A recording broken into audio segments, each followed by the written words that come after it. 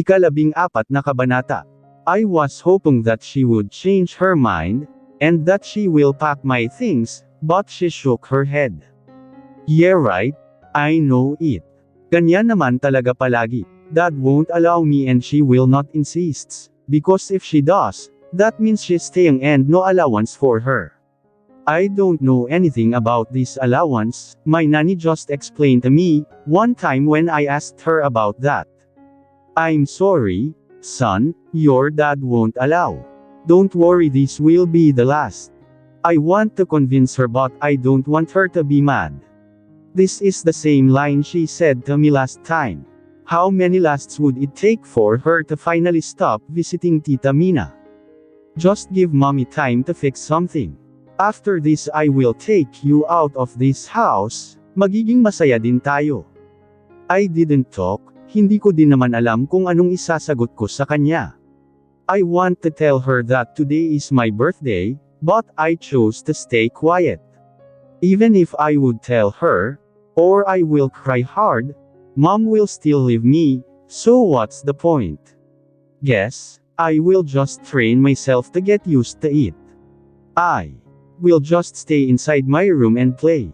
Maybe if I'm sick today, she won't leave, sana pala nagkasakit na lang ako. I'm sorry baby, promise babawi si mommy sayo. I love you son, lagi mong tandaan na ikaw ang pinakamagandang nangyari sa buhay ko. May babawiin lang ako anak, after this magiging masaya na tayo, she said and kissed me on the cheek, and hugged me tightly, before she stormed out the room carrying her luggage. I love you mommy. I will wait for you. I managed to say when she turned her back at me, take care mommy, I love so much. Before she left, may tumawag pa sa kanya. I'm coming kuya, this will be the last promise.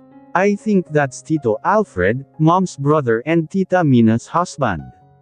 I was left crying in silence. I feel that my heart is aching. I want to come with her, I should be with her. We should be celebrating my birthday. I don't want to stay alone in this big house. If they just give me sibling, then I have someone to play with, but I'm the only child. Mabuti pa si Vin, he has Kuya Vin. He has someone he can play with when he is bored. I want to go to their house, but I'm not in the mood, so I will just stay and wait for daddy to come home. Tomorrow maybe I can come with him to his office. At least there, I can see people going around. I can see my dad working and talking to people. My cries became louder when I heard the sound of my mom's car. I immediately stood up, and went to the window to see my mother leaving. Nakita ko pang tumingin siya sa direksyon ko, saka malungkot nang ngumiti. She waved me and wiped her face. Is she crying? Yaya Nora came running inside, when he heard my cries. Mabilis niya akong kinarga saka pinatahan pero lalo lang akong umiyak. Mabuti pa si Yaya, kahit hindi ko siya mommy inaalagaan niya ako. Wag ka nang umiyak langga, Yaya said sweetly in her language accent. Ari man si Yaya Nors tayo na lang mag-birthday eh. Yan muna si mommy mo. Kung hindi siya mag-celebrate sang birthday mo ti si Yaya na lang kag sina ate mo. Magpuli din man si daddy mo mamaya magbili yun ng cake para sayo. Yaya was calming me down. I am planning to stay inside my room, the whole day but Yaya won't allow. They prepared for me, they cooked my favorite food, and we ate it together. Yaya allowed me to stay in the swimming pool. She even asked me if I want to invite my friends, but I declined. I don't want them to know that it's my birthday, but my mom and dad is not here to celebrate it with me. Si ano na lang langga yung kaklase mong long hair tsaka yung kaibigan niyang kambal, saan ba banda ang bahay ng mga yun? Ay papasundo natin kay Manong mo, Yaya is talking about the Loud, and the Sarmiento twins. But they are not here anymore, Wilmar said they will transfer school and maybe, by now they are already in their hacienda, which he said far from here. No Yaya, I'm fine, I answered, dipping my body back in the swimming pool. When I came back to her side she asked again. Si ano na lang langga, yung dalawang pogi na kulay abo ang mga mata. Diba sabi mo dyan lang sa kabilang village ang bahay nila? the Valdez brothers pero ayoko. Masungit kasi ang kuya ni Derek, hindi kami bati. I'm fine Yaya, no need, tanggi ko. I continue swimming, pabalik-balik ako sa pool saka bawat balik ko sa pwesto ni Yaya Panay, ang pangungumbins niya sa aking imbitahan ang mga kaibigan ko. They are not my friends actually. They are so loud and annoying and I hate their guts. Panay pa ang hingi nila ng papel sa akin, lalo na si Guerrero. Palagi niyang sinasabing na iiwan yung papel sa house nila. If I know gusto niya lang akong inisin. Si Mamam ayoko din sa kanya dahil palagi lang siyang natutulog sa klase, he's always bored, ewan ko ba bakit pa siya pumasok kung matutulog lang din naman. Si Ethan Spartan naman walang ibang ginawa kundi ang makialam sa snacks ko. He always wants to exchange his snacks with mine. Alam ko na lang yung tinatawag mo lang na Mamon tsaka Spartan. Mukhang mababait ang dalawang yun. No way. That De La Vega and Dominguez were same like Guerrero, they are annoying and loud. Baka magkalat lang yung dito sa bahay at makabasag, mapapag-alitan pa ako ni Mommy. It was late in the evening but I still don't want to sleep. I was waiting for Dad but still he didn't come. Earlier he called me, he said he will come early and be with me before dinner to celebrate my birthday. He said dadaanan niya lang daw muna ang pinagawa niyang cake for me bago siya uuwi. Kahit papano naibsan ang tampo ko sa kanya, hindi niya pala nakalimutan ang birthday ko. It's just that there's an emergency, work and he was expecting that Mom is here but she left. It's almost midnight. I was looking at the clock with tears in my eyes. Dad is still not home. I thought he'll come. Akala ko aabot siya pero 10 minutes na lang matatapos na ang birthday ko. Tama na lang hindi ka na mag-iyak. Your daddy will come, baka na traffic lang, malambing na sabi ni Yaya habang pinupunasan ang luhang walang awat sa pagtulo mula sa aking mga mata. Traffic. How many hours passed till now hindi pa rin siya nakaalis sa traffic. His office is not that far from here. They don't love me Yaya, mahina kong sabi. Love ka nila lang kaya nga nagtatrabaho sila para sa iyo diba? Para madami ka pambili ng toys mo. Hindi ka na mag-cry, ari man si Yaya. Marahang hinahaplos ni Yaya ang buhok ko para patahanan ako, pero hindi ko talaga mapigilan ang sariling magdamdam. Sana hindi na lang nag-promise si Dad na dadating siya para hindi ako umasa. I don't want toys Yaya. I want my daddy and my mommy. I said and cried again. Tahimik lang si Yaya sa tabi ko. Dinig ko ang malakas niyang buntong hininga habang mahinang tinatapik-tapik ang likod ko. I waited, but no one came. They didn't. Hindi ko na malaya na nakatulog na pala ako. The next morning I woke up because of the loud noise downstairs. Napatayo ako saka mabilis na lumabas ng silid hoping that I would see my dad and my mom downstairs. I'm excited because I thought it was Mommy who came back as what she promised me yesterday. And maybe she remembered that yesterday was my birthday and we will celebrate today. Yes, Sir Fred. Ako po muna ang bahala sa alaga ko. Opo. I can't understand why Yaya Nora is crying but I know that he is talking to my tito. After niyang ibaba ang telepono mabilis siyang lumapit sa akin, niyakap ako ng mahigpit. She's crying while saying some comforting words pero wala akong maintindihan. I was confused what's happening. Yaya, why are you crying po? I look at Yaya Nora's eyes, that is now full of tears. Even my other ate and crying too. What's wrong? Why my tito, Alfred called. Is my mom alright? I asked in the verge of crying. I know something is wrong. They will not cry for no reason. Langga, but she didn't continue, instead she knelt down in front me and cried more. Why are you crying Yaya? Is there any problem? We will call Dad and Mom to help you. I said in a small voice because Yaya Nora is crying so hard now. Langga, si Mommy and Daddy mo na aksidente, he said almost in a whisper but enough for me to hear it clearly. Inikat ko ang tingin sa ibang mga ate, dahil narinig kong lalong lumakas ang mga hikbi nila. Malungkot saka puno ng awa ang mga mata nilang nakatingin sa akin. Bakit? Are they okay? Are they in the hospital? I want to see them Yaya Nora. Pero hindi siya sumagot, isang mahigpit na yakap lang ang sinagot niya sa akin. Yaya, saan po ang mommy and daddy ko? Punta po ako sa kanila. Please tell Manong to drive me there. Hintayin na lang natin si Tito Alfred Mulanga, papunta na siya dito. Marahan akong tumango. I will wait for Tito Alfred to bring me to my mom and dad. Dinala ako ni Yaya sa kusina, pinaupo niya ako doon, pinaghanda ng agahan. But I don't know why my Yaya is still crying. She's looking me, like she wants to tell me something but end up being quiet and cry again. What kind of accident happened to my mom and dad? And why are they together? I thought Dad will just pick up the cake for me. Or maybe she went to pack up Mom first so that we can celebrate together. Yeah, maybe. Mom promised that she'll come back for me, and that we will live happily. Kain ka palangga, Yaya said after she saw my plate almost empty, but I shook my head. I'm already full and I need to take a bath, so that when Tito Alfred came we will go directly to see my mom and dad. I'm done Yaya. I will go take a shower. Hindi ko na hinintay ang sagot ni Yaya. I need to take bath. Susunod din naman siya sa akin para sa damit na gusto niyang ipasuot sa akin. But I can pick for myself too, Yaya already trained me. Pagkatapos kong magbihis, mabilis akong bumaba. I will wait for Tito in the living para hindi na kami magtagal. I really wanna see my parents and check if they are okay.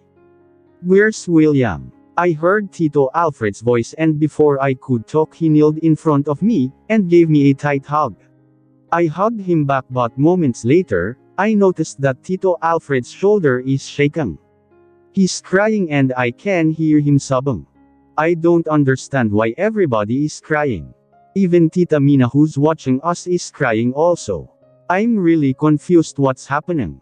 Tito, what's wrong po? Why are you crying? I asked, but he didn't answer. I let him be. Maybe he missed me that much, that's why he is crying like this. I am like that too. Every time my mom is back, I am crying also cause I miss he that much. After minutes of crying and not talking, Tito calmed down. He gently held my hand and let me sit on the sofa while he was kneeling in front of me. Are we going to visit Mom and Dad, Tito Alfred? I was waiting for him to say yes, but he shook his head.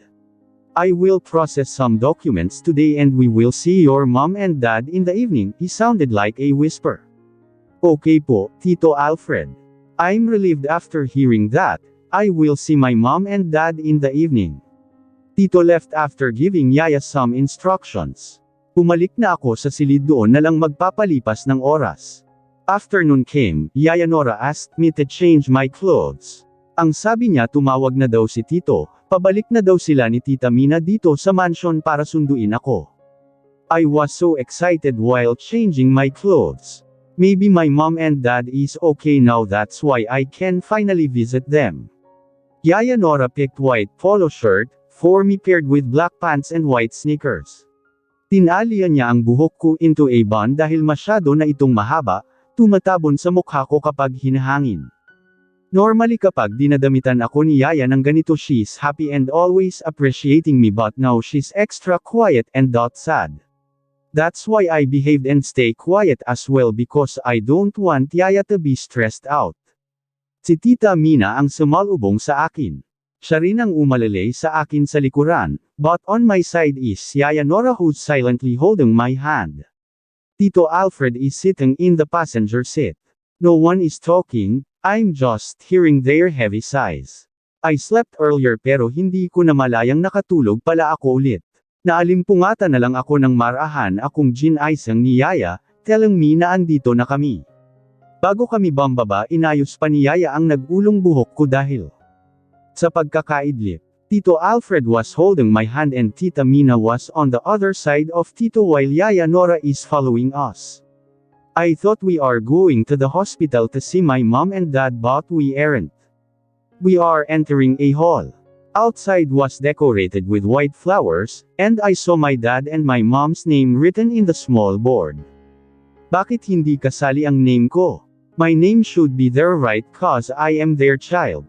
Magtatanong pa sana ako kay Tito, kung bakit kina mom and dad lang, ang name na nakalagay doon pero biglang bumukas ang pintuan.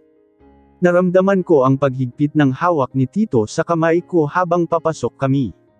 Inikat ko ang tingin sa paligid.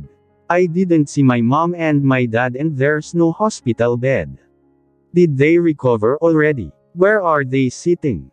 And then I noticed too many flowers are decorated, and in the center there are two caskets. Caskets are for the dead, right? I saw this in movies. And then my heart started beating so fast. No, it can't be. I stopped walking and I feel like my chest is heavy. I can feel Tito Alfred's grip tightened when I stopped walking and stared the two white caskets in front of me. When I look the people around they are already crying. Why are they crying?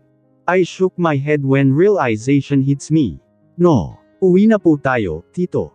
My mom and dad may be home now, sabi ko nang lumuhad sa kapinante ni Tito ang mukha niya sa akin.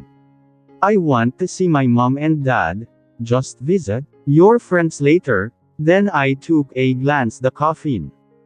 I'm sorry, son, but, his voice broke and tears fall from his eyes continuously. I look at him confused. Kanina pa umiiyak si Tito, bakit? That's your mom and dad. I'm young but I understand what my Tito Alfred said. I felt the world suddenly stopped. Ang sabi na aksidente lang, bakit ngayon nasa kabaong na? At first I was quiet but my tears started running down my face. Mom said, uuwi siya, babawi siya sa akin. Dad said he will just take my cake, and will celebrate my birthday, but what happened? I don't how to react, it's like my world crashed before my eyes. I was left alone. My dad and my mom left me. Hindi na sila babalik. I was crying so hard.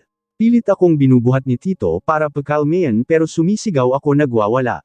I'm too young to be left alone. If I have known that this will happen I should have insisted to come with my mom. I should be with her. Ayoko dito, ayokong mag-isa. Sino na ang mag-aalaga sa akin ngayon? Sino na ang makakasama ko? We are here. Tito is here. I promise to take care of you. Hindi kita papabayaan. Daddy, Mommy, sama ako, sama ako. I cried like a kid who lost his world. Hindi ko alam kung ilang oras akong umiyak nang umiyak hanggang sa napagod na lang ako. The next thing I knew is that I'm in the next room lying in bed with Yaya Nora holding my hand silently crying. They said they will come back for me. They said you will never leave me. But both of them did. I murmured. Nagsisimula na namang mag-unahan ang luha ko. Masakit na ang mga mata ko, halos di na ako makadilat. Yaya Nora is silently crying but comforting me. They should have taken me with them. Langga, don't say like that. May rason ang lahat. Hindi mo man maintindihan ngayon, balang araw maiintindihan mo rin, pang-aalo ni Yaya sa akin. Andito kami para sa'yo, hindi ka namin iiwan. But I shook my head firmly. I know after some time Yaya will also leave me just like my mom and dad. I wish I was not here if they will just leave me like this. I wish I was not born, this date should not be celebrated. I will forever hate this date. Ang iksi na ng buhok mo, Mai, bagong gupit ka na naman. I never grow my hair long since then. I always maintained my pixie cut kaya, nagtataka ako kung bakit hanggang ngayon parang hindi pa rin sanay si Agnes sa akin. Kausap ko siya ngayon, nasa harap siya ng bago gawa kong bahay. Pinapakita niya sa akin ang view mula sa dagat. Hindi pa ito tapos, may ginagawa pa sa front side tsaka yung fence kailangan pang ayusin. May mga nakikita akong mga workers and I think the engineer who is supervising the work. Hindi ko lang maklaro yung mukha niya kasi nakatalikod sa amin. Pinago ko lang ang kulay nest tsaka pinatrim but it's the same style. Pixie cut with layer bangs, the only difference is that, I put highlights this time and changed the color into ash blonde. I opted for this cut since I don't have much time to fix my hair. I'm always in a hurry, so pixie is the best style yet for me. Dati ayaw mong pagupitan ang buhok mo, halos lalagnitin ka pa kakaiyak, pero ngayon ayaw mo na din pahabain, komento niya. Naglakad ito sa kaliwang bahagi ng bahay para ipakita sa akin ang view doon. Ito yung side na pinagawan ko ng roof deck, tapos sa baba ay garage para in case na gusto kong magpahangin saka tumambay doon ako pupunta. Nes, saan na sina Budek? Tanong ko sa dati naming kapitbahay na dating may-ari ng kinatatayuan niya ngayon. Bakante na ang lote sa tabi namin na dating pinagtatayuan ng bahay ni Budek, pero ang sabi may nakabili na daw. Balak ko sanang bilhin yun pero naunahan na ako. Nung sinabi ni Nana na maglilipat probinsya na sina Budek, binibenta ang lote nila, bibilhin ko sana pero huli na. Nasa Cagayan na sila, kasi taga doon ang napangasawa niya. Inikot ni Agnes ang video para ipakita sa akin ang full view ng bakanteng lote. Sayang talaga, kung sana ako ang nakabili ng lote nila, mas malawak sana ang space ko. I just hope na mabait ang nakabili ng kabilang side, baka malay natin balang araw ibebenta niya din. Kailan ka uuwi? Malapit na matapos itong bahay mo. Tanong niya pero biglang nawala ang focus ng screen niya, medyo gumalaw dahil biglang may dumating sa kumausap sa kanya. Si Doc kausap ko, ano ka ba? Biglang sabi nito sa kung sino mang dumaan sa tabi niya. Na-focus yung camera ni Agnes doon sa lalaking nakatayo sa malayo kanina. His back is still facing us but I noticed that his build is familiar. I think I saw him somewhere, here. Pamilyar kasi yung pagkakatali ng buhok niya, tsaka yung kulay gaya din ng sa buhok ko. Parang siya yung lalaking nakita ko sa labas ng salon nung nagpagupit ako, kaso hindi ko namukan kasi biglang nawala. Pero paano mangyayari yun? Ang layo ng States sa Pinas. Maybe it's just coincident, well maybe, tsaka madaming nakamanban sa buong mundo. Pati nga si Paenya dumaan si Puloy, nagtatanong kung sino kausap ko, kinikilig nitong sabi. Nabanggit niya sa akin dati na nanliligaw daw si Puloy sa kanya pero hindi niya pa sinasagot. Dalagang Pilipina daw siya tsaka madami daw nanliligaw sa kanya, nakapila. Kayo na, hindi no. Maghintay muna siya kung gusto niya. Aniya sabi hawi sa buhok, nagmamayabang nang umiti sa akin kaya natawa ako sa kanya. Anyway, saan na nga ba tayo, saan na ba ako? Yun nga, kailan ka uuwi dito? Baka pag uwi mo may afam ka ng kasama ha. Aniya binalik niya ang camera sa mukha niya. Nakaupo na ito ngayon, background niya ang asul na dagat, hinahangin pa ang buhok niya. Bigla ko tuloy na miss ang lugar kung saan ako lumaki. May afam ka na. Ano gwapo, malaki. There she goes with her afam again. Sa tuwing tumatawag ako sa kanya ito na lang lagi niyang binabanggit sa akin. Mukhang mas ito pa ata ang gusto makapag-asawa ng foreigner kesa sa akin. Sa ilang taon kong pamamalagi dito sa States, iba't ibang lahi na ang aking nakasalamuha. Kung sa kagwapuhan hindi din magpapakabog, pero wala akong nagustuhan ni isa. May mga manliligaw din akong daig pa ang mga model about the same, I don't feel any connection towards them. Wala akong ma-feel na kakaiba. Wala akong ma-feel na spark. Uy, si Mara may afam na, pakilala mo naman kami. Kasama mo ba? Kasama. Like what, living together? I'm not my 17-year-old self anymore. Ayan na nag-aampalaya ka na naman Mara. I don't need a man in my life Agnes. I'm happy being single. I can go anywhere I want. Walang nagbabawal, walang nagagalit. Yeah, that's true. Till now I'm single. But I'm not sad. I'm partying sometimes with my colleagues. And sometimes si RN kapag dinadalaw niya ako dito sa States. I don't know but until now I don't think I'm ready to enter into a relationship. May mga nanliligaw naman sa akin pero ewan ko ba. Pero syempre iba pa rin kung may jowa ka. Ang sarap kaya sa feeling ng may naglalambing sayo. Yung may nagtitext ng where na you.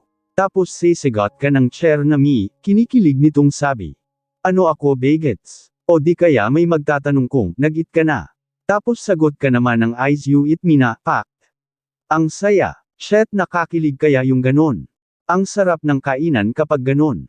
You eat me na. What the hell is that Agnes? Ikaw napakabastos na niyang bunganga mo. Isusumbong na talaga kita kay Nana and Tatang, saway ko sa kanya pero deadma si Agnes. Impit pa itong tumili na parang naiihi.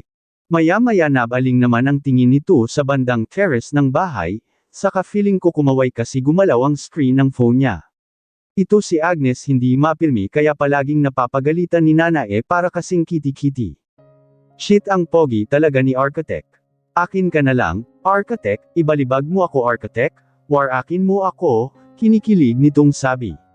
Nagpapakyut pa ang mga mata nitong tumingin sa kung sino mang Architect ang tinutukoy niya. Lapitan mo na lang kaya Agnes hindi yung nagpapakyut ka dyan. Hindi ko alam pero bigla akong nairita pagkabanggit niya ng salitang Architect. Nakakaampalaya lang pero minsan hindi ko maiwasang menas kapag nakakarinig ako ng ganon. I mean I don't hate the professionals it's just that it reminds me of someone with the same course. Ewan ko lang kung naging full-fledged din ba ito. Ay sorry Mai, dumating kasi yung isang architect na crush ko. Galing kasi yan doon sa kabilang sitio may project din ata. Alam mo, lately ang daming mga poging nagagawi dito. Lalo na itong mga tropa ni na architect, lahat yummy. Agnes. Saway ko sa kanya pero tumawa lang ito saka muling kumaway doon, sa sinasabi niyang architect na gwapo. Uwi ka na kasi dito, madaming tropa yang si architect, baka may mabet ka. Ako, kahit isa lang dun sa kanila tsako na ako. Bet na bet pinakbet lahat Mai, ang sarap plant akon. What the hell? Ano tong pinagsasabi ni Agnes? Akala ko ba si Puloy ang crush mo? Nakita mo lang yang architect, na iba agad ang hangin. Sino ba ang mga yan taga saan? Mga dayo yan, ewan ko ba paano nagawi ang mga yan dito. Basta na lang isang araw sabi ni Tatang na sila yung gagawa ng bahay mo. Pero in fairness naman kay architect ha ang ganda ng pagkagawa. Tsaka yung isa halos dito na nga matulog sa bahay mo, sobrang metikuloso daig pa ang may-ari ng bahay. Oh that's nice to hear. Ibig sabihin hindi nagkamali si Tatang pagkuha sa mga architect na yan. Bakit pala dalawa sila ngayon andyan? Are they good? Hindi naman nila pinapahirapan si Tatang. Business partners daw yan silang dalawa. Mga yummy Mai, tsaka mababait. Minsan seryoso minsan din kalog. Close na sina Tatang pati na dyan sa dalawa lalo na dun kay architect. Si architect, kakabalik lang niya, galing States ata. Ang sabi, nagpa-check up daw kasi inuubo. Ubo lang dito talaga magpa-check up. Ano yun trip niya lang. Dinalhan niya nga kami ng pasalubong. Alam mo ba yang si architect, sosyal ng pinapa-check up-an. Pumupunta pa talagang Amerika kahit simpleng allergy lang. Minsan nga tinutokso yan ni Architect V, na oo daw kasi kahit simpleng sipon o ubo dyan pa talaga sa Amerika pumupunta para magpatingin. Yeah right? Oo nga. Kung simpleng sakit lang naman pwede naman dyan sa Pinas lang magpagamot. Tsaka ito pa, yang si Architect ga, iba ang trip, parang mas gusto niyang palaging magkasakit. Sabi ni Architect V, may sinisilayan daw kasi sa hospital na doktora, ito pa, yung isang kaibigan daw nila ang konsentidor, libre daw lahat pamasahe sa eroplano. Bongga nilang mag-friendship diba? Tanong ko, his name is Ga or what? Hindi nabanggit sa akin ni Tatang kung sino ang mga architect pero sabi niya maayos at malaki daw na kumpanya sa Manila. Nagtataka nga ako kung paano napunta as Isla Aurora kung malaki naman pala yung kumpanya sa Manila. Siga yung sinasabi kong metikuloso, siya din yung mas close kina Nana pati Tatang kasi siya yung medyo malambing. Hindi ko alam kung bakit gayong gusto niyang itawag namin sa kanya, ang sabi niya lang may naalala siya. Kapag yun ang tawag sa kanya, gusto mo pa kilala kita. Wait ha, tumayo ito saka nagpagpag ng damit pero agad kong pinigilan.